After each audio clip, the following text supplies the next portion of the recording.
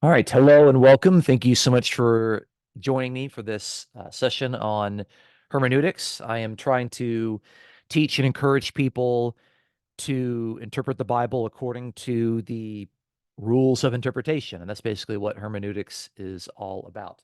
If you are watching and you want to follow along, of course, there are two sessions before this, and we're slowly working through this particular book right here. This is actually the second edition. If you look on Amazon, you will find a third edition. Effectively, you'll be getting the same material. And this week, we're going to look at chapter 3. The sessions that we're doing actually line up with the chapters that are in the book. So, session 1 is about chapter 1, session 2 is about chapter 2, and of course, this month we're doing session 3, which is on chapter 3. And I'm just going to give the title to this New Approaches to Interpretation. We're going to see some things in here that are new, relatively speaking, from the perspective of how long people have been interpreting the biblical text. uh, you're going to find some things in here and you're going to think, okay, some of these interpretations, some of these methods seem to be very, very good and very important, and probably you have been employing them without actually knowing what the name of them might be. But towards the end, we're going to talk about some methods, and I'm going to suggest that, well, they mean well, but they can be used and abused if not used carefully. So, the best example that I like to use with my students is that if you sit down at the dentist chair because you are getting a teeth cleaning and the dentist shows up with a chainsaw, you might be scared. You might get up and run. Okay. There is such thing as having the wrong tool for the right job. And if we don't use our tools correctly, we can actually do harm to us as interpreters of the text. And of course, if we are teachers, we can actually do harm to others. And so we don't want to do that. So I want to help us to understand the tools that we have to correctly interpret these ancient biblical texts in a way that would be meaningful and to bring life and flourishing to us and to those who listen to us. Okay. All right. So let's begin. Okay, so the first thing I want to talk about this month is literary criticism, and it's basically what you think it is. It's, of course, the criticism of literary works. And again, I have to remind people that criticism is not a negative word. It's not that I'm being critical of somebody, like I'm being critical of my wife or someone's being critical to me. It's not a rude or harsh thing. Criticism just means that we are looking very, very closely at the text. We are looking at the details. We're doing a close reading of the text. And so it's kind of a neutral word. It's not a negative sort of word. Okay. So literary criticism involves the analysis of the Bible as a form of literature. Okay. And this is looking at each of the particular books of the Bible, like the book of Exodus, or the book of Song of Solomon, or the book of Matthew, or First Corinthians, and we're saying let's take each of these individual pieces of literature and let's examine them as literature. And there's a lot of factors that go into looking at a piece of literature. And I'm not saying that when you employ literary criticism that you're just removing out your theology and you're removing your practical application, you're removing the reference to God. We're obviously not doing that. It's just that it's very likely that many of these documents were written in a way that has a plot, like especially if you're looking at the Gospels, they have a plot. They have your protagonist, you have your antagonist, and they have the climax of a story, and that of course indicates that they are intentionally organized pieces of literature. We can learn a lot if the authors are trying to convey their stories in that way. So, we talked a little bit last time about genre analysis, and this involves identifying the genre of each biblical text. For example, whether there's narrative, whether there's poetry, whether it's prophecy, an epistle, and of course, understanding how the conventions of that genre influence interpretation. Okay. Obviously, if we're reading First Corinthians, you might want to know everything you can about first century Corinth. That makes sense. But you probably don't need to know much about Corinth if you're reading the Gospel of Luke. Okay. So, that obviously understanding the type of literature that you're reading is going to help you to understand uh, the the importance of literary criticism. Narrative criticism, which we'll talk a little bit more in the next couple of slides, focuses on the narrative elements within the Bible, such as plot, characters, point of view, and literary devices used to convey meaning. The writers of the text of Scripture are, of course, coming from the perspective of being believers. Okay, if they're writing texts from the Hebrew Bible, then of course they're going to be believers in the God of Israel, and of course the writers of the New Testament, of course, believe in the resurrection of Jesus. So that, of course, is their point of view. They can't remove that or ignore that. Of course, they're writing with an axe to grind, and they don't hide that, and that's fine. So being able to recognize certain things and their plots and their characters, I think, is really important. I've been recently giving some lectures on the Book of Revelation, and I'm trying to encourage um, some undergraduate students, many of whom have never read the Book of Revelation in their life, which is great because I get to teach them fresh, and they don't have any bad theology I have to dig them out of. I'm trying to encourage them to discern the plot and the main characters in the Book of Revelation, because there is a plot there. There is a flow of the argument. And if you don't know that that is a thing, then you're not going to take seriously the sort of message that the writer is trying to convey. Okay, form criticism, of course, this is trying to help us understand the original oral forms of the biblical texts before they were actually written down, analyzing the structure and the patterns and the themes that are within them. And we know that, especially with the Gospels, there are a variety of oral teachings of Jesus that have been collected.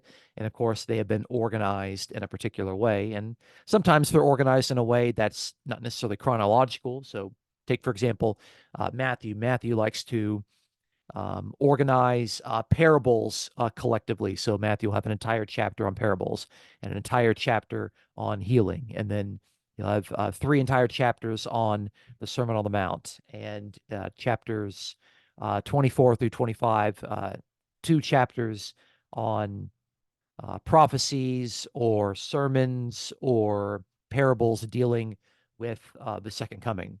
So um, that helps us to kind of see how those things work. And that's just specifically for the Gospels. But we talked about form criticism last session, so I'm not going to spend a lot of time talking about it here. Source criticism examines the possible sources used by the biblical authors and their editors, aiming to identify and understand the historical and literary influences on the biblical text. Okay. A lot of writers of the Bible are going to draw and use a variety of sources. Most New Testament specialists have realized that Matthew and Luke are actually drawing upon Mark as a source. Matthew, I think, uses something like 85 or 90% of Mark as a source. And so Mark was written first, and Matthew is using Mark. And it's very interesting to see the ways that Matthew likes to take Mark and either keep it the way it is or maybe modify it a little bit for Matthew's own purposes. And so um, a lot of biblical authors are using a variety of sources. Um, it's very rare that one person can actually sit down and have all of the information that they need without the help of anyone else, especially back in ancient times when they didn't have the internet. They didn't have a bunch of books around them. They had a few scrolls. And so we have to take seriously the fact if biblical authors, how would I put this, were inspired by God to incorporate two or more sources into their final product. That's the best way I can say it. Okay. And redaction criticism, of course, looks at the editorial work done on the biblical text, looking at how different versions were compiled, edited, and shaped by various editors or redactors. Okay. Redaction just means change. And so, of course, if you're going to take a variety of sources and you're going to put them together, the final person who's writing is going to be kind of that final editor. And he or she, but it's probably he, is going to organize them in the way that he wants his story to be. And that's what the final editor typically does. So, like the book of Chronicles, which we know is like First and Second Chronicles, but it was originally one book. The reason why we call it First and Second Chronicles is because it doesn't fit on one scroll. So, because it fits on two scrolls, we cut it and we call it First Second Chronicles. Obviously, that chronicler is drawing from a lot of different um, texts of Scripture. Obviously, it's drawing from Genesis, it's drawing from Samuel, it's drawing from Kings, and Samuel, Kings are, of course, two different documents. So obviously, the final editor of the chronicler would be doing what we would call redaction criticism. Okay, so again, a lot of these things are things that we know kind of function when it comes to the writing of literature. A couple more things here. I think I already um, mentioned redaction criticism on the last one. Okay. Okay. Rhetorical criticism focuses on the persuasive techniques and rhetorical devices employed within the biblical text, exploring how these techniques influence the audience's understanding and interpretation. So, Paul has some very interesting rhetorical techniques. So, in 1 Thessalonians chapter 5 and verse 1, Paul says, "Now as it pertains to the times and the epochs, I have nothing further to say to you all." And then he goes and he spends the entire chapter explaining about the end times and the epochs.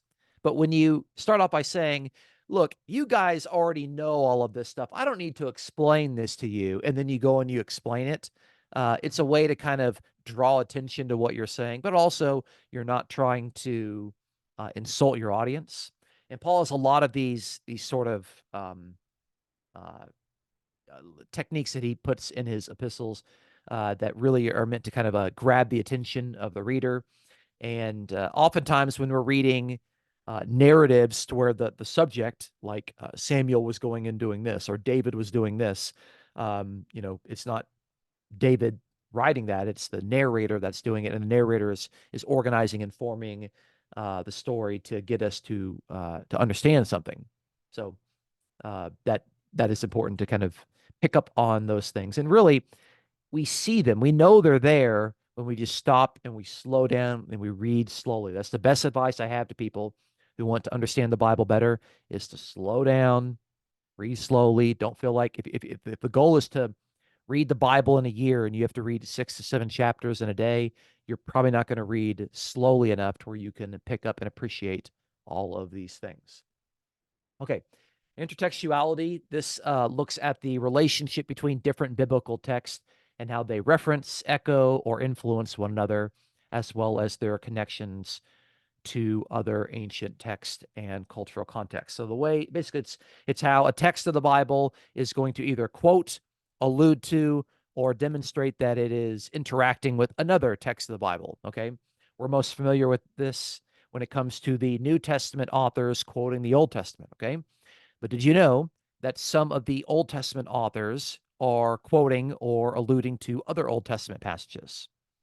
Okay, do you know that some New Testament books quote or allude to some of the New Testament writings? Okay. So there's a lot of intertextuality that goes on, and sometimes it's very easy to see. Sometimes it'll say, and Jesus did this in order to fulfill what was said by Isaiah the prophet. Okay. So the narrator is telling you, hey, I'm about to draw from the Old Testament. Get ready. Here it comes. Sometimes they tell you that. Sometimes they won't. Sometimes they will just reference something that had happened in a previous text, and they expect the reader to pick it up. And if you don't, then you're not seeing that. So we have to be very discerning to kind of pick up on those cues. And there was a recent debate earlier this month. Maybe you probably heard of it. The Dale Tuggy, James White debate, to where there were a lot of suggestions that there were quotations that were actually taking place, while some people would say, no, I don't really think that there is a quotation there. So we obviously don't want to assume there's a quotation when there's not, but if there is a quotation or an echo or an influence, we of course want to be discerning enough to where we can take that seriously. And then we have to decide what actually it means. Okay. So that's important. Okay. Literary devices. This, of course, is going to analyze the use of things like metaphor, symbolism, irony, and imagery within the biblical text, and considering how these enhance the meaning and contribute to the overall literary quality. Okay. So we're familiar with metaphors, symbolism, irony, and imagery. Don't just assume that just because there's a narrative that you're just supposed to read it completely literally and ignore the fact that there may be some metaphor and imagery and symbolism taking place. It does appear in those texts. We just have to, be looking for them. So these writers are they're very sophisticated. In fact, a lot of narrative historians will actually say that the oldest prose in history is actually in the Old Testament. The oldest prose is in the Old Testament. So it's kind of like the biblical text actually invented prose. So these are not uneducated persons that are just kind of like scribbling down a bunch of hieroglyphics and pictures. Um, their Hebrew is pretty good. It's pretty sophisticated, and so is their Aramaic, at least for these older texts. So, again, I don't have to tell you how to interpret a metaphor or what imagery looks like. We understand irony. The irony is like in the Gospels, where the people that are crucifying Jesus, they put up on the cross and they mock him and they say, behold, the King of the Jews. They don't believe it. They're actually saying that ironically, but of course, the reader and the audience knows that Jesus actually is the King of the Jews. So, but they're killing him. Okay, so we talked a little bit about narrative criticism. I want to kind of move on and spend a little bit more time talking about it because our text spent a lot of time talking about this particular subject. And I thought that a lot of what they said was very good, but I think it needed a little bit more unpacking. And so I want to make sure that we are able to really understand what it means for us to give a close, detailed, slow look at the narrative of any particular text. So again, narrative criticism focuses on the narrative elements found within the Bible, particularly within its various stories, its parables, and historical accounts. That's another interesting thing is that parables have their own narrative story, and we have to be really, really careful to kind of discern what that means. Okay. So, how do we take this seriously? How do we learn to interpret more carefully? Well, we need to have an analysis of the plot and the structure. Okay. And this is going to require some of us to not just read a couple of words or a couple sentences, but really to kind of like stand back and kind of summarize what is actually taking place in the Gospel of Matthew or the Gospel of Luke or Second Corinthians. And that's hard to do because we have to kind of hold together a lot of information in a big story. And for the Gospels, it's difficult for some people because most people they just think, well, we just kind of let's take the stories of Matthew, Mark, Luke, and John, just kind of like throw them all together into a blender and kind of assume this is the story of Jesus. But if we do that, we actually distort all four of those writers because they're all writing their own story from their own perspective, and they have their own things that they want to say for their own audiences, and that's really important to them.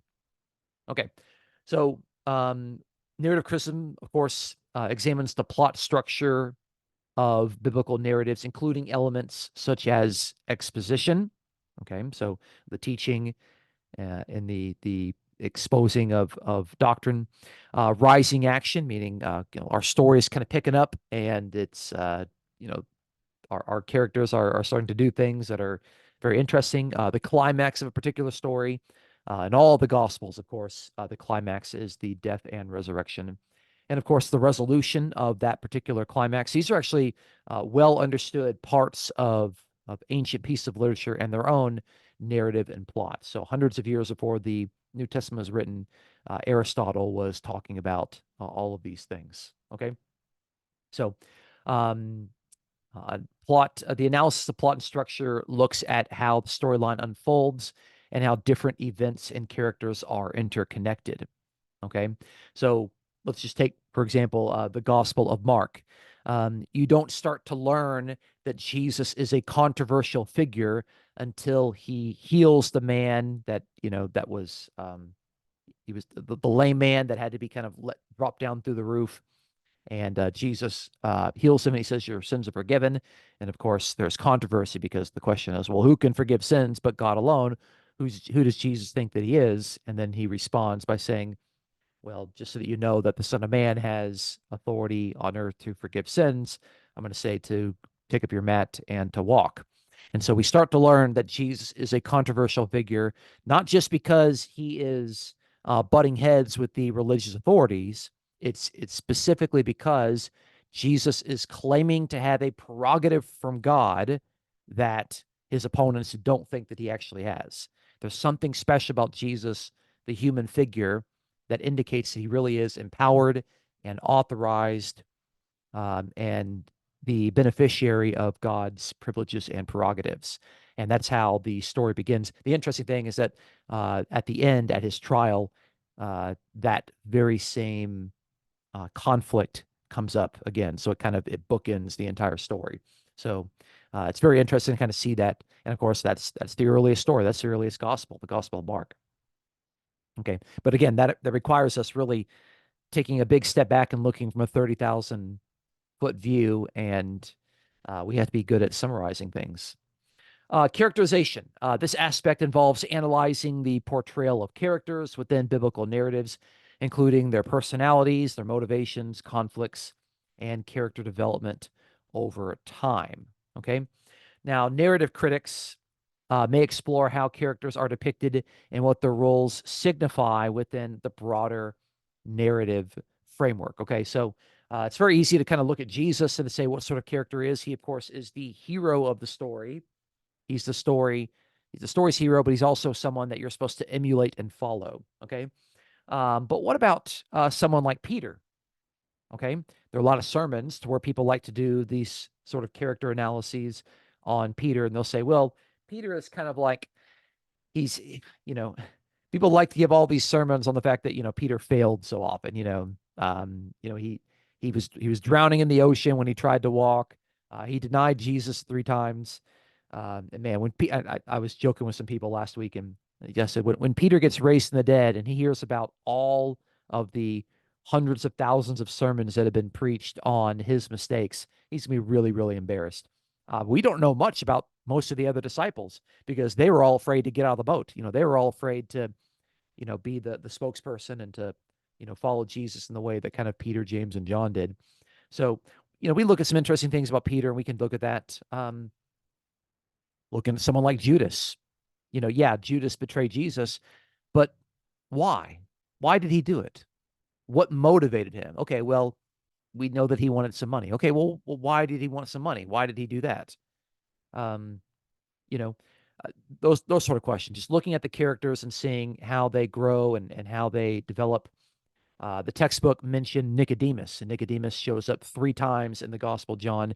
Most people are kind of familiar with him from John chapter 3 and the whole, being born again conversation, but he shows up 2 other times.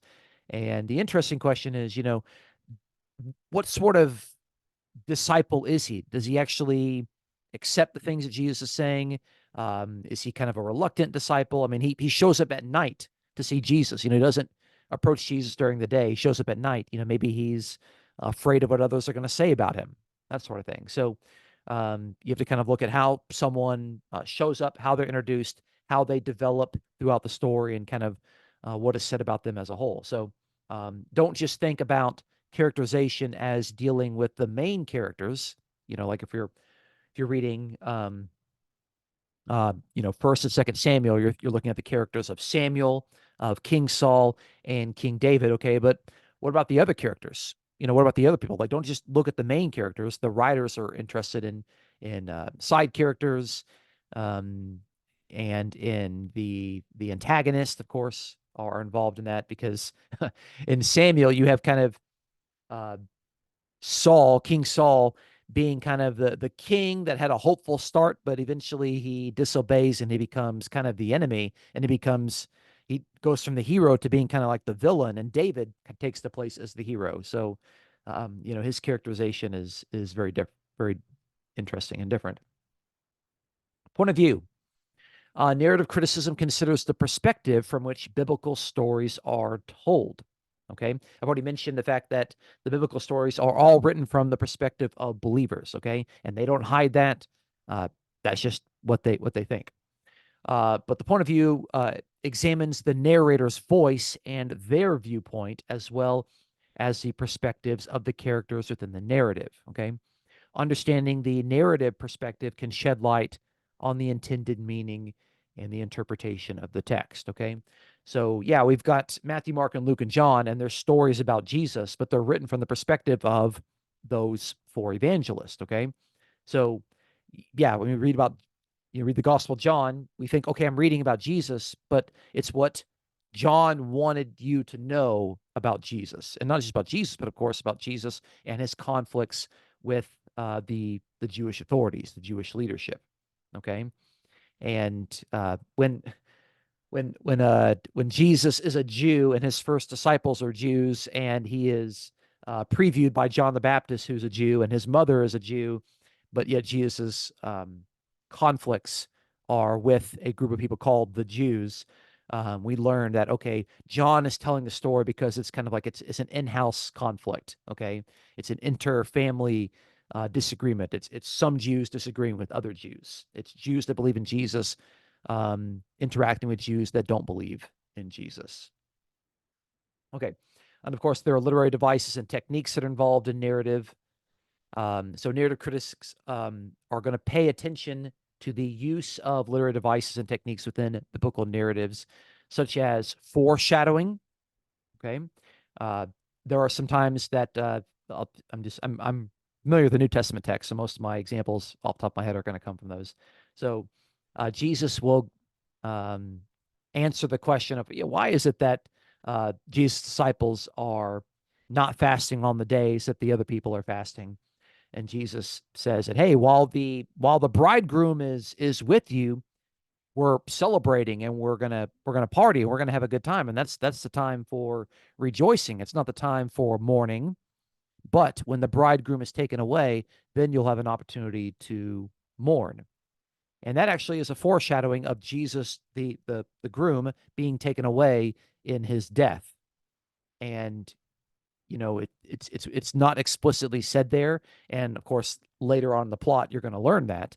But the thing is, and we'll come back and talk about this a little bit later, when we're reading these stories, we already know that Jesus dies and rises from the dead at the end of the story. We know that. But if you were reading it for the first time, you wouldn't know that. And so there's some foreshadowing that takes place if we have eyes to see and ears to hear. Okay. I've already mentioned the irony, especially with um, the death of Jesus and the people putting him to death, who seem to be um, viewing themselves as pious Jews that are concerned about the temple, and they're concerned about God's holiness, and they're concerned about getting the correct Messiah or symbolism that takes place. And we can see that in parables. We can see that in a lot of Jesus' teachings. Of course, whenever you call Jesus a lion and a lamb, there's a lot of symbolism that goes on, a lot of meaning behind those symbols. And of course, various imagery that's used. And like I said, Jesus teaches with parables. I mean, his main form of teaching is with made up stories that have imagery involved in them. Okay. And that's important. And of course, we have to discern when imagery is being conveyed by the writers, and when those writers expect you to understand that it is actually imagery there. So, um, when Joseph in the book of Genesis has dreams, there's imagery that's taking place. We get that. When the prophets describe various nations as animals, that's very important to recognize that particular imagery. So imagery is quite abundant within the biblical text. Okay. And these devices contribute to the richness and the depth of the narrative, and they can convey layers of meaning to the reader. Okay. So as we really approach a particular book, whether it be Genesis or Matthew or First Corinthians, and we focus just on it, and we try to discern these various pieces of their narrative, we can learn to appreciate the text a lot more, and we'll learn that these biblical authors were putting far more into their writings than we're able to discern on the very first reading, or the very, the fifth or the 10th reading. There are some people here that are watching that have been reading the Bible their entire life. And, it's only now in the last couple of years they're starting to discern things that are there, and yet they've read these texts, 20, 30, 40 times. So these writers are very sophisticated, and, I always find it really interesting to kind of connect the dots and see how they work. Okay. And then we have themes and message. By analyzing the narrative structure, characterization, and literary devices, narrative criticism seeks to uncover the underlying themes and messages conveyed by the biblical narratives. Okay. Sometimes the writers will just come out and tell you, like, this is my purpose, this is my theme. Like John chapter 20, verse 31. These things are written that you might believe that Jesus is the Christ, the Son of God, and that by believing you will have life in his name. So sometimes they come out and they say it. Now you have to wait until the 20th chapter to get that. You know, it's you have to you would have to have picked up on a lot of those things quite early on. But when we take seriously the narrative of a particular book, then we can see the sort of message and the sort of themes that the author is trying to convey to us. And of course, it's also going to explore the moral, theological, and philosophical implications of the stories and their relevance to the reader. Okay. What do they mean for my life today? That's the moral implication. How am I supposed to believe? And what am I supposed to believe about God, Jesus, grace, faith, the kingdom of God, salvation, redemption, the theological part, and of course, any philosophical implications that might be there in the stories.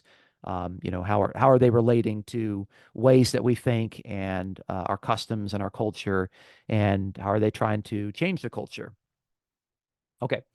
A few more things on narrative criticism. There's also contextual considerations. Okay.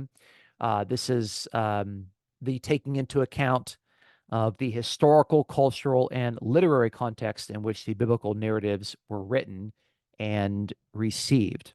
Okay. So, of course, if we're reading First Corinthians and it's written during the lifetime of Paul, then we have to think, okay, what was going on in the culture of Corinth in the Greco-Roman world during that time when Paul was writing, probably like in the middle of the 50s AD. And we actually know a lot about that particular time period. There's been a lot of excavation of Corinth. We know a lot about that particular city. We know its relationship to Rome. We know, archaeologically what um, a lot of the homes look like. We know a lot of stuff about that. And that information is it's available to people if they want to go look for it. And so by understanding the social, cultural background and literary conventions of the biblical world, they will help us to interpret the narratives more accurately. Okay. Um, Especially if you're reading the Old Testament, you need to get very familiar with those maps in the back of your Bible. You kind of you have your books of the Bible and you kind of flip to the back and you've got those maps. And every Bible pretty much gives the same maps and they don't really change because nothing in the world has changed, back then. But the borders of a lot of these nations, they change a lot. Assyria changes its border. Babylon changes its border. I mean, Egypt pretty much stays Egypt through the entire biblical history. But Greece grows, Rome grows, obviously, and you know, seeing how Israel kind of fits into that is really important. Why is it that these kings in the Book of Kings want to make treaties with either Egypt or with Babylon? Well, it's because they're situated right. Israel's right here, and Egypt's in the south, and either Assyria or Babylon is in the north, and if Egypt wants to get up there, they've got to go through Israel. And of course, if Babylon wants to go down to Egypt, it's got to go through Israel. And so, if you're being attacked by Babylon, what do? You make a peace treaty with Egypt. Being attacked by Egypt, what do? You make a peace treaty with whatever nation is controlling the north. Okay. Um, Also, I had a student ask me this today. So, what does it mean to go up to Jerusalem? What does it mean to go up to Jerusalem? And we were looking at a particular story to where the person who was going up to Jerusalem was actually traveling south. They're like, how does that make sense? How can you travel south but go up to Jerusalem? And I said, because Jerusalem is on a mountain, and anyone going up to Jerusalem is going up. They're not going northward. They're going up in elevation on a mountain. And so, if you go to Israel, you're going to see that. You're going to see that. That Jerusalem is on a mountain. It's called Mount Zion. And all the biblical authors know that if you go to Jerusalem, you're going to go up to Jerusalem, regardless of whatever cardinal direction you are coming from. And so they didn't know that. Okay, but now they know. That's part of the contextual considerations. And then comparative analysis. So narrative critics may engage in comparative analysis, comparing biblical narratives with other ancient Near Eastern or Greco-Roman narratives to identify similarities, differences, and possible influences. Okay. The books of the Hebrew Bible were written in the time when there's a lot of ancient Near Eastern writing. And sometimes the biblical writers are saying things to say that our God is the true God, but your gods are the false gods, and it'll allude to some of the characteristics of those pagan gods. It'll do that. It actually happens in Genesis chapter 1 in a couple of places. And of course, in the New Testament, we need to know about the Greco-Roman world. We need to know about the Roman emperors, and we need to know about the various gods. We need to know about the temples that they have and their customs. There's just a lot of stuff there. So, I mean, obviously, if you want to set these documents in their context, we either need to set them in the context of the A&E, which is the ancient Near East, or in the Greco-Roman world or the New Testament. So that's really important. That's just, again, we understand that narratives are going to make sense when we put them in their context. There's just a lot of layers of context when it comes to these things. And for most of you, I imagine you're nodding your heads and saying, yeah, I have been doing this subtly in my own interpretation. I might not have known exactly what the title of it was, but hopefully you're reading these things and you're thinking, yeah, these make sense. In fact, I've been doing them, or I've seen them done in Bible studies or sermons that I think are good Bible studies or sermons. Okay. All right. So we talked about literary analysis. We've talked about narrative analysis. Let's look at reader response criticism. Okay. This is where you, as the reader, get to read the text and you get to interact with it from the perspective of the reader. Okay. So reader response criticism emphasizes the idea that meaning, as in the meaning of the text, is not solely inherent in the text itself, but is also construed by the reader's interaction with the text. Okay. So when you're reading it, you're asking this, okay, what does it mean to me? And that's a normal way that people read things. I mean, that's, when you're driving and you see a green light, and instinctively you're thinking, okay, what does the green light mean to me? It means go. Okay. So readers bring their own perspectives, experiences, beliefs, and cultural backgrounds to the reading process, which shape their understanding and their interpretation of the biblical text. Okay. So either we are reading the appropriate context into the text as we are doing the reading, or we're unaware of it, or we're bringing our own context, our modern context, perspectives, beliefs to the text, and we are reading it that way. Okay. That, of course, is where we start to make some mistakes. Okay. But the reality is, even if you're listening to me right now, you are doing, more of like a listening response criticism. You are thinking, okay, what is Dustin saying, and how am I hearing it, and what does it mean to me? How does it mean or give meaning to what I know to be true? Okay. Now, in the very first session, I talked about how meaning of the text is primarily given to what the authors wanted to convey. Okay. So you might hear me say something that might be funny, but if I was to say, well, I didn't mean it to be funny, who gets to decide whether it's funny or not? Is it me, the speaker, or is it you, the person who heard it? Okay. And we can have an interesting discussion there. Okay. Because there might be some benefit to both sides of it. Okay. So, but I'm going to give you an interesting example in this because I don't want you to think that it's an either or, as in like meaning is only in what the author was trying to convey, because in reality, there's no way to go back and to accurately discern what Paul meant. If we were able to do that, we'd be able to settle a lot of arguments. Okay. There's no way to go back and to get into the mind of these writers who've all been dead for, hundreds and hundreds of years. We can't do that. I mean, you can't get into my mind. Okay. Most of the time we are saying things and we don't even know why it is that we're saying things. Okay. We can't even discern back into, kind of the hidden layers of our mind and our psyche. Okay. So, I do think there is, an important aspect of what the writer was trying to say to the audience, but also the writer was expecting the audience to understand certain things. I'm going to give you a really good example here. And the best example I know of this is First and Second Thessalonians. First and Second Thessalonians, which might actually be the earliest Christian documents that we have from the perspective of when they're written. And they might be the earliest letters of Paul that we have. That most scholars actually tend to think that at least First Thessalonians is the earliest letter of Paul, and he probably wrote he certainly wrote before the Gospels. Okay, so in First Thessalonians, Paul is going to say that Jesus is going to come like a thief in the night, and you need to be ready, and you need to be prepared.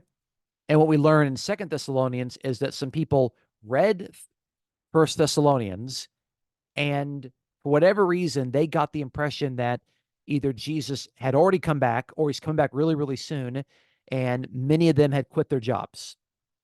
And this is difficult for the Christian community that kind of takes care of each other. If half of your community has quit your jobs and you think you shouldn't have done this, okay, then the other half of the community is struggling when they barely can feed themselves and their own families, and now they're having to feed other people in the community.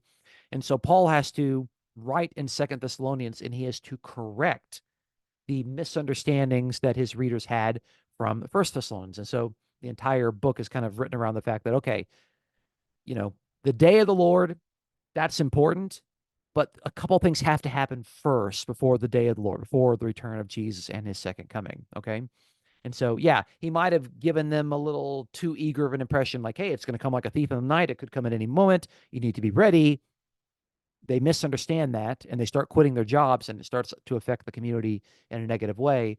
And he has to correct it in Second Thessalonians. And so you have to read First, Second Thessalonians together, and you have to read them by saying, okay, what is it that Paul is saying in First Thessalonians that got misunderstood by the readers? Okay. But notice from the perspective of Paul, he would say that the readers, not all of them, obviously, but the readers that misunderstood him obviously misunderstood him. Okay. He has to correct their misunderstanding by writing Second Thessalonians. Okay. And you could do the same thing with First Corinthians and Second Corinthians. You could do that as well. There's I talked about how in the Gospels that Mark was written first and Matthew used Mark as a source. So all the Gospels indicate that John the Baptist baptized Jesus, okay, which is not the sort of thing that you think should happen. You tend to think that it's the spiritually superior person baptizes the spiritually inferior person. So when you've got John baptizing the Messiah, how do you explain that? Okay. So, Mark records it.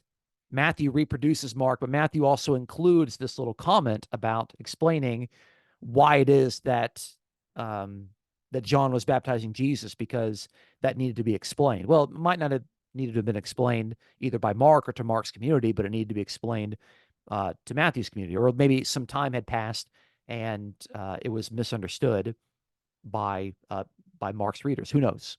Who knows? Okay. So it's kind of understanding that, yeah, that the readers are going to interpret things and they're going to respond to things. And yeah, when we read something, we're trying to get the meaning out of it, and that's important. And we can either do that correctly or we can do it mistakenly. Usually it's a little bit of both. Okay. So subjective interpretation. Okay. All right. So reader response criticism acknowledges the subjective nature of interpretation. Okay. All of us can read one particular text, and some of us are going to interpret it slightly differently. Okay. That's just because we're subjective interpreters. This particular method is going to highlight that different readers may derive different meanings from the same biblical text based on their individual perspectives and their context. Okay. Women tend to read certain stories involving women different than the way that men read those stories. Okay. Because women are kind of in tune to those particular things. Okay. It's female scholars that have pointed out to me that there are a lot of women in the Bible that aren't given a name. They're just kind of the unnamed person. It's, we know the names of Jesus' disciples. Okay. But it's the woman at the well that is the hero in John chapter 4, not the disciples, and she's unnamed. Okay. It's women that pointed that out to me. I didn't realize that. So it also emphasized the importance of recognizing and respecting diverse interpretations of the Bible. Okay. Yeah, we're going to read things differently. That's okay. as long as a particular reading is not out of bounds when it comes to the rules of hermeneutics. Okay. Because sometimes I'm going to read something and I'm going to miss something that someone else is going to pick up on and see. Okay. That's because my interpretation is subjective and incomplete. Okay. What about the impact of our own context? Okay. So I'm recording this in the year 2024. And every minute that goes by, we get 1 minute farther away from the context of the original biblical documents. So, reader response critics consider the impact of a reader's social, cultural, historical, and religious context on their interpretation of biblical text. Okay. So, I, of course, have my own socio-cultural context, my understanding of history and what I've gone through in my own life, and of course, my own religious context. And I'm going to bring those things to my reading of the Bible. And so these critics are going to argue that readers bring their own cultural biases, theological beliefs, and personal experience to the reading of the Bible, which can influence their interpretation. Now, we know this to be true. We know this to be true because when people read the Bible and they read it about, and they think, well, Jesus is talking about the kingdom of heaven, that must mean going to heaven when you die. Okay, well, that's not what the text says. And they have perhaps brought their own bias and their own theological belief and their own personal experience of whatever a preacher told them when their aunt died at a funeral. They're bringing that to their reading of the Bible. Okay, so you can see that's harmful, but that's part of the reader experience. Okay, also a reader's preconceptions, their emotions, and their cognitive processes shape their responses to the biblical text and how these responses in turn influence their interpretation. Okay. The reality is we have to be readers of text unless we're just simply listening to them, unless someone's just reading them out loud to us. And we're going to interpret them based on everything that we're bringing to the table. A lot of times we are aware of what we're bringing to the table, but sometimes we have a hard time discerning that we're bringing something and we can't kind of divide that between what the text is actually saying in its context and our own context that we're bringing to it. Okay. For example, in our culture, at least in the United States of America, we have separated religion and politics. And for some people, you're not supposed to bring religion and politics together because that's what um, divide families and divide households and that sort of stuff. But in the biblical world, religion and politics went together. Okay. When Jesus is preaching the kingdom of God, that is a religious message and it's a political message. In the first century, you couldn't separate religion and politics if you tried. Okay. So we might be used to separating something. We have to remember that when we're reading the New Testament, Caesar is a political and a religious figure. The Jewish Messiah is a political and a religious figure. The high priest is a political and a religious figure. Okay. So our own context might get us to miss some of those really important points. Okay. So those three things that we looked at, literary criticism, narrative criticism, and reader response criticism, I think those are really, really important tools for us to use. We have to use them appropriately. We have to use them carefully. And we have to use them intentionally. Okay. But these next four we're going to look at, I think, have the tendency to be abused or to be used in a way to kind of break down the Bible in a way that is not really helpful and doesn't bring a reading that brings flourishing to people's lives or the lives of communities. Okay. But they would argue differently. So, again, if you want to read more about this, of course, you can read their sections in the chapter, and you're going to see that the authors are kind of saying, yeah, they make some good points, but they have some problems and some flaws as well. Okay, so there's two sides to these coins. So first thing I want to talk about is deconstruction. Okay, so deconstructionism seeks to destabilize and question the fixed meanings and the hierarchical structures often attributed to biblical text. Okay, so what is a good use of deconstruction? Good use is the Protestant reformers saying that the biblical text should only be understood from a Catholic lens and supporting the Catholic Church and the Roman Catholic Pope and the papacy and purgatory and all those things. And so they said, no, we need to go and we need to do a fresh reading of the Bible. We need to get the Bible in the hands of the common person, and we need to destabilize and question those fixed meanings. Okay. And of course, the hierarchical structures being that the bishop and the pope, those are the ones that taught the Bible, and that the average person should not be reading it for themselves. Okay. To me, that's a good use of deconstruction. What's a bad use of deconstruction? Well, it's actually a pretty common thing today. People talk about deconstructing their faith. And what actually happens is what they do is they just start, you know, what happens is that they grew up in a ultra conservative evangelical church, and they start to read the Bible for themselves, and they start to say, wow, a lot of things that I was taught, um, aren't actually in the Bible. And they're trying to figure out, okay, well, how do I transition from my faith in the past to where I am right now in a way that is meaningful? And sometimes they just start saying, well, this doctrine has to go, and this doctrine has to go, and this doctrine has to go. And if they go too far, then they're left with like nothing. They've taken apart all the bricks of the house, and they're left with nothing. Okay. So you can actually deconstruct your own faith to the point to where there's nothing that's left. Okay. If you're going to deconstruct, you can take out a bad doctrine, but you got to put a good one back in there. Okay. If you're going to say, okay, well, if we don't go to heaven when we die, what does happen? Well, you're dead, you're asleep in the grave, and you're awaiting resurrection. Okay. You can't just take something away from somebody without giving them something better. Okay. I can't sit there and tell you that your interpretation of a text is wrong without me giving you a more persuasive, better option. Okay. You can't just leave a hole there. Otherwise, you know, someone's going to leave a hole in the body. Someone's going to die. You got to patch it up. Okay. So that's kind of how deconstruction works. So it argues that language is inherently unstable, and that meaning is always deferred, never fully graspable. I actually think this is almost saying a little too much, because I don't think that language is unstable.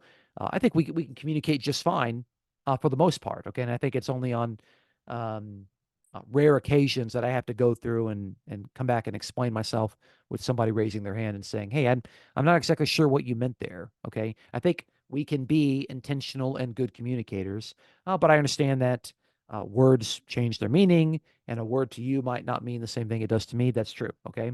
Uh, Language is fluid, but it doesn't mean that it has like no foundation at all. Okay. All right. Um, Deconstructionism critiques the tendency to understand meaning as good versus evil, sacred versus profane, or literal versus metaphorical. Um, so they struggle sometimes with the Bible saying, you've probably heard this before, um, uh, the good God's children, the Israelites, defeated the Canaanites, or destroyed the walls of Jericho. Like the good versus evil sort of thing. Okay, well, there's um, if a war goes on, and the Israelites win, and another nation loses, is that good versus evil? How does that work? So some people like really, really struggle with those sorts of ways of kind of like looking at the text. And quite often the biblical prophets are looking at um, they're looking at the Israelites, and they're saying, you're supposed to be the good guys in the story, but you're doing poorly. You're being disobedient. You're being sinful. Now you're the bad guys in need of redemption. Okay. So there's that, of course, sacred versus the profane. Um, that why is it that that when a woman menstruates, that she is considered ritually unclean for longer than men are? Obviously, a man doesn't menstruate, despite what you're being told in leftist liberal cities. But why is it that women have a longer period of ritual impurity than men do? I think for having intercourse. Okay. Literal versus metaphorical. Some people just struggle saying, okay, well, this needs to be literal, this needs to be metaphorical, as in this needs to have happened in history, this didn't happen. Um, so deconstruction says these terms aren't helpful. But the thing is, I think they are helpful. Sometimes people just don't like the conclusions that they reach. Okay. So I don't think you could just throw the baby out with the bathwater, but I think we can have a conversation about these things. Like I said, the Israelites are meant to be the heroes of the story of the Hebrew Bible, and yet they are punished for their disobedience, and they are exiled, which means they're put in theological timeout. I have a 3-year-old, so I can talk about putting someone in timeout. Okay. Deconstructionism questions the privileging of certain voices and perspectives over others and challenges traditional interpretations that reinforce dominant power dynamics, often by highlighting marginalized voices. Okay. And so again, this is the way that they would define this particular doctrine. Okay. So I'm not endorsing this particular definition. Okay. But I'm just saying this is what they do. They're going to say, well, how come Jesus is described with his name, but the woman at the well is not described with her name. Well, maybe they didn't know her name. Maybe they don't know that. Okay. Um, there's just a lot of people in the Bible that are secondary characters that just often we don't know what their names are, and a lot of those just happen to be women. That's just the case. That's just how it is at the point. Okay. But like I said, there's a lot of voices that we don't hear much about. Okay. We talk about the 12 apostles, and yet we don't hear much talking from Thaddeus, Bartholomew. Okay. We don't hear from a lot of these people. We hear a lot from Peter, hear a lot from John, hear a lot from James. We hear a lot from Judas, but like some of those voices we just don't hear much of. That's just part of it. You can't record everything. When you're writing about history, you have to be selective. History by definition is not everything that was said. There's no way you could write that down. You have to be selective by definition. Okay.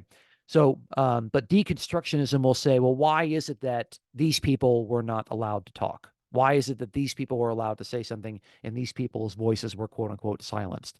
And they kind of like they say it in a way that's kind of moving from being critical in the sense of being neutral and close reading of the text to being critical and harsh towards the writers of the text. And I'm not really sure that is helpful because again, where does that lead us? Like, what does that tell us? You're going to say, okay, well, we don't know who this woman's voice was, the woman at the well. Okay, that's true. But so where does that lead us? Okay. Does that mean that the writer of the fourth gospel was a misogynist? I don't think so. He highlights her faith over the faith of the disciples. So it's um, again, you can see deconstructionism could be used in a way that starts taking bricks off the house, and it just doesn't leave you with much. And it's going to be preoccupied with instability of the text, any contradictions that it might find, any gaps in the story, ambiguities, or textual variations.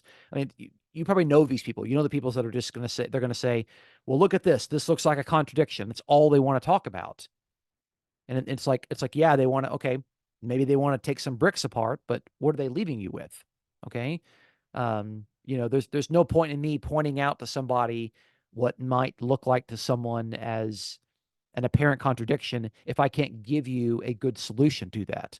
Why would I point it out if I can't give you something to help you kind of at least explain why two texts might seem to be saying something that's different? Okay, so again, some people they're preoccupied with those sort of points. Okay. Liberation theology, I think, has good motives and comes from it comes from someone with a good heart. Okay. So it interprets biblical text from the perspective of marginalized and oppressed communities, and it aims to promote liberation from social, political, economic, and spiritual oppression. Okay. So think of like Paul's letter to Philemon that deals with the slave Onesimus. Okay. Think, okay, what would this have been like for the slave? Okay. Or you could read the book of Exodus, at least the first couple of chapters before the Exodus actually takes place. What would this have been like for slaves in Egypt? Okay. Um, or something like the book of Esther. What would this have been like for a woman who's Jewish who has to kind of like, hide her Jewish identity and to shack up with somebody who's a Gentile in order to save the Jewish people? I mean, yeah, it's there are some questions that are there. I've got some questions. So liberation theology just says, look, there are some people that are going to be oppressed and marginalized, and we should look at those persons in the text and not ignore them, but kind of read the text maybe from their perspective. The problem is that sometimes the biblical books are not written from that particular perspective. So like I said, it comes from a good place. I think there's good motives behind it. But some people, it's like all they want to do is they want to interpret the Bible and use it in a way to liberate social, political, and economic issues in their own life. Okay, they'll say, Jesus and Mary and Joseph, they were refugees, and so since they were marginalized persons, we should, open our borders to refugees and that sort of stuff. And of course, anyone living in Texas would say, no, that's probably not a good idea. So. Okay, you can see the conversation is very complex. All right, the last two things we're going to look at today are cultural criticism and feminist hermeneutics. Okay, and again, for each of these things, I think that they could be used in a way that's positive and helpful, but they could also be used in a way that is harmful. Okay, so what's cultural criticism? This basically seeks to understand how the cultural milieu of ancient Israel and the early Christian communities shaped the composition, interpretation, and reception of the Bible by exploring the intersections between biblical text and the broader cultural dynamics of the ancient Near East and the Greco-Roman world. I probably could have broken that into 2 sentences. Reading out loud sounds like it's really long. Basically, the point is that we need to take seriously the ancient culture and to understand that in order to make sense of the text. We're putting these ancient texts or these texts of scripture or a particular verse in its cultural context and realize that they're there and that they're very important and they help to illumine the text that we're reading. And that's extremely important. Okay. Now, in the textbook, it cited a particular article where the author gave 18 factors that shape the way that we interpret text of the Bible. And I just kind of felt like the best thing to do would just be to reproduce them here. I kind of reworded a couple of them because they weren't very clear as to what they meant. But I think it's really important to think about what are the sort of cultural things from our culture that, we may or may not bring to the text of Scripture when we're interpreting it. We should be aware of these things and consider whether they are influencing, for better or for worse, the way that we are interpreting a passage from the Bible. Okay. So our denominational history or our tradition, okay, that's something, of course, we tell other people like, hey, you're reading your traditions into Scripture. Okay. And we tell them, hey, that's a big no-no. You're not supposed to do that. But how many times have we been guilty of doing that? Are we doing it? And maybe we're not aware that we're doing it. The norms or standards valued beside the Bible. Okay. So maybe we have a high value in our love of country. Okay. Maybe we're patriotic. Okay. Maybe we have that. And for a lot of people, that's very, very important to them. Okay. How does that affect their reading of the Bible? Maybe it does, maybe it doesn't. Okay. For some people, it very much does. Our own working theology, that of course is going to affect how you read the text. Okay. It's supposed to. It's good. Okay. Assuming that your theology is correct. If your theology is flawed or incomplete, then you're going to be reading the text incorrectly. Your own ethnicity. Okay. If you're reading, if you're a Jewish person, okay, you're going to read certain texts differently than someone who's a non-Jewish person. Okay. If you're Italian, you might read about the Italian centurion who was in charge of an Italian cohort, and you might be like, hey, this is one of my own guys. Okay. Your own gender, of course. And what I mean by there is it's whether you're male or female. Men are going to read certain passages of the Bible different than the way that women are going to read certain passages. Okay. Social class. If you are someone that kind of views yourself as poor and you see Jesus saying things like, blessed are the poor, and that God is going to lift up the poor and God is going to take care of the poor, you're going to read that very carefully. If you're someone that's a higher class and, Jesus says something like, woe to the rich, you might not read that exactly the same way that someone who's middle class or lower class is going to read it. Okay. Your education. Okay. Obviously, if you have more education, you're going to read the Bible differently than if you have very little to no education. That's much is clear. Okay. Your community priorities. Okay. Um, in the West, we used to value the family unit, and that's come under attack by a lot of people. And there's a lot of people that are trying to recover the family unit. But over in a lot of Eastern cultures, the family unit is still very, very important, and the parents are respected by the children. And those are values that are in a lot of biblical text. But if we don't understand that because our culture doesn't value the family or certain other community priorities, then we're not going to be able to understand what the text is trying to say.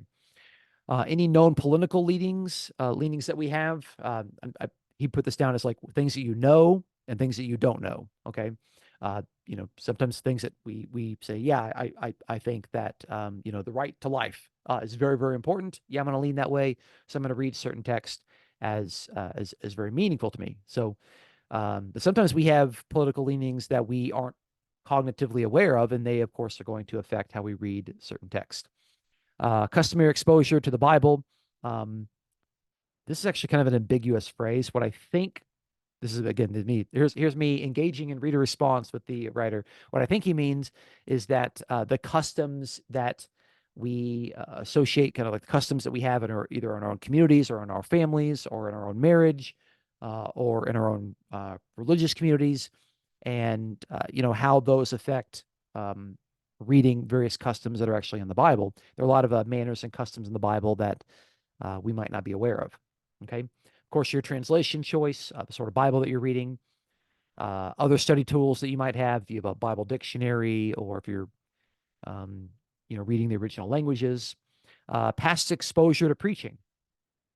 Maybe a pastor has told you that this word means this, or that maybe you grew up hearing the King James, and so you think of the King James um, renditions of certain verses in your mind, and you think about those things. Your orientation towards scholarship. Okay, I found a lot of people, they love the Bible, but they hate biblical scholars. And so it's hard for me to kind of say, hey, biblical scholars do try to help you to understand the Bible, and we can really benefit from their scholarship. It's hard for me to get people to use good scholarly tools when they hate biblical scholars. Okay. Um, so it's I get it. Like um, so they have been burned by some people telling them like what the text actually says, but what they actually decide to do is they say that, well, I'm going to be my own scholar and I'm going to decide myself what I'm supposed to be thinking and believing, and that could be really problematic. Okay, because no one person can interpret the Bible perfectly on their own. Okay, if they could, we would all be asking that person what the text means. Okay, family influences, of course, are going to affect how you do a lot of things in your life. Any life crises that have taken place, death in the family, an abortion, um, yeah, a car crash, anything terrible that's taken place. Yeah, you're gonna, a divorce. You know, it's interesting. There was a study it was a while back, and I'm probably getting these. Don't quote me on this, but what I heard was that the study was um, at 85%. So it's like out of the people that were in favor of divorce and remarriage from a New Testament perspective, 85% of them either had been divorced and remarried, or they know someone close in their family that had been divorced and remarried. So yeah, you're anything, and a divorce, of course, is usually a crisis for you and a lot of other people, but that affects, of course, how you read the Bible. I'm not saying the Bible's against those sort of things. I'm just saying um, that obviously a difficult time that's gone in your life is going to affect how you read certain texts. And of course, your own spirituality. Okay. If you're really, really spiritual, you're going to really, really value the Psalms. Okay. If you're not really spiritual, maybe not so much. Okay. So again, part of our own culture and way of doing things is going to affect how we read passages. And I think the best thing to do is just to, at least just be aware of those things. Just be aware that we may be bringing something to text that is hurting our ability to see what's actually there. And then lastly, feminist hermeneutics. This seeks to uncover and to challenge purposefully patriarchal biases and assumptions within the biblical text and interpretations with the goal of promoting gender equality, justice, and the voice of women within biblical studies. Okay. All right. So on the surface, it's like, yeah, should we, should women be equal with men, on a variety of topics? Absolutely. Yes. Okay. Should we all be treated the same when it comes to justice? Absolutely. Yes. Okay. Should we listen to the voices of women within biblical studies? Yes, absolutely. Okay. And we've benefited from that. Okay. Um, I think that when this goes too far and it says that everything in the patriarchy is wrong and terrible, and that we should stop talking about God the Father as a father because someone might have a bad father in their own household, and we don't want to recall negative images, so we're going to stop talking about God as a father. I think that's going too far. I think that's you could take something, you can go too far. So again, I don't want to sit there and say these are 100% good or 100% bad. They are tools, and like any tool, they could be used for good or they could be used to damage someone's faith. Okay, so again, those are the final four methods that I think really needed an asterisk by them, so that we understand that, hey, we need to use them carefully. So the four things in the feminist hermeneutics, I think I mentioned these already. Of course, they're critiquing the patriarchal bias. They're recovering women's voices. They're going to have intersectionality of gender with other categories like race, class, ethnicity, sexuality, and disability. And they, of course, want to challenge traditional interpretations and offer alternative readings that emphasize themes of liberation, empowerment, and solidarity with marginalized women. Okay. So sometimes they're going to challenge text and they're going to say, hey, here's a better reading. Sometimes they're going to challenge the text and you're going to say, nope, that the original reading was fine. Um, and some people just don't like that. Okay. The Bible is written from a patriarchal perspective. Okay. It's just there. It's part of the culture. That's how it is. Okay. In their culture, the father was the head of the household.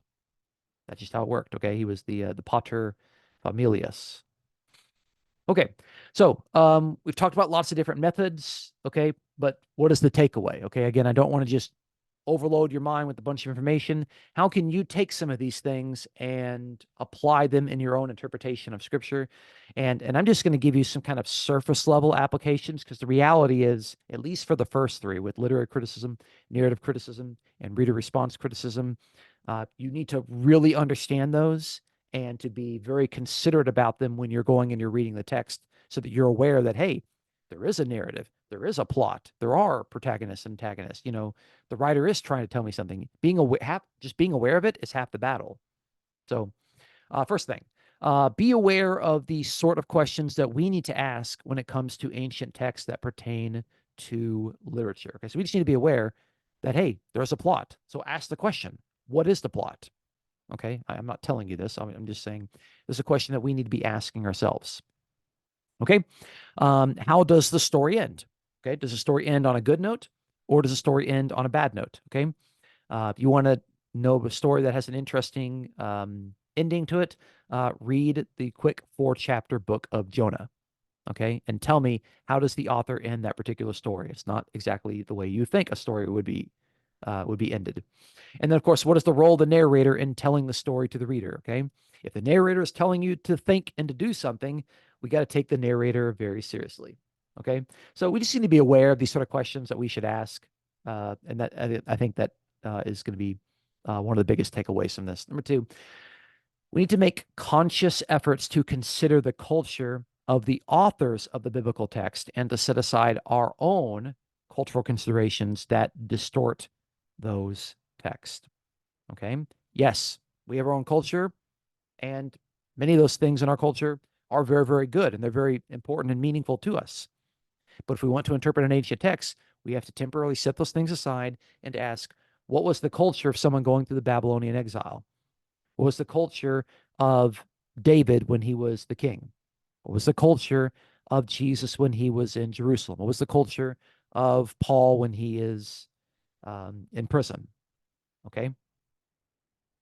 That's another thing. You can't even assume that our idea of what prison is with the way that Paul's prison. or his imprisonment. So we don't just assume those things. Okay, and then number 3, beware of teachers, podcasters, and YouTubers who only seek to deconstruct without giving you a way to rebuild into something better, God honoring, and appropriate for a kingdom citizen. Okay. And the thing is, there are a lot of them out there right now, and they're very, very popular. And they'll talk about deconstruction, but when you're done listening to them, you're thinking, okay, well, what am I left with? What am I left with? And some people, that's what they want to do. They want to deconstruct people. That's what they want to do. They think, I mean, they get a thrill out of showing you something about the Bible that you didn't know. And some people like that. But we got to be careful about these people. Don't take away something from somebody if you're a teacher without giving them something better. Otherwise, you might be hurting their faith. Okay. And lastly, tools are only useful when we use them correctly. They can be harmful if we misuse them or use the incorrect method on our favorite text. Okay. So like I said, we have these that's what these methods are. They're tools to interpret the Bible. And if we use them correctly, we can get a lot of meaning out of the text. If we use them incorrectly, they could distort the text. We could miss what the text is saying. And, even worse, we might actually be teaching an incorrect version of the text to other people. And then we're held accountable for that. So hopefully these things have been helpful and beneficial to you. Let me kind of look at our time. Yeah, we've been going for a long time. So I'm gonna cut the recording right now. If you're watching this, you are welcome to join us live for when we have these. We have these on the last Friday of the month. So last Friday of the month of April, we're going to have this 7:30 p.m. Eastern. Get in contact with us if you need the Zoom information and the password. And of course, if you're watching this on YouTube, then you'll have access to the other episodes as well. So thanks for watching. Take care. And, good luck in your interpretation of the Bible.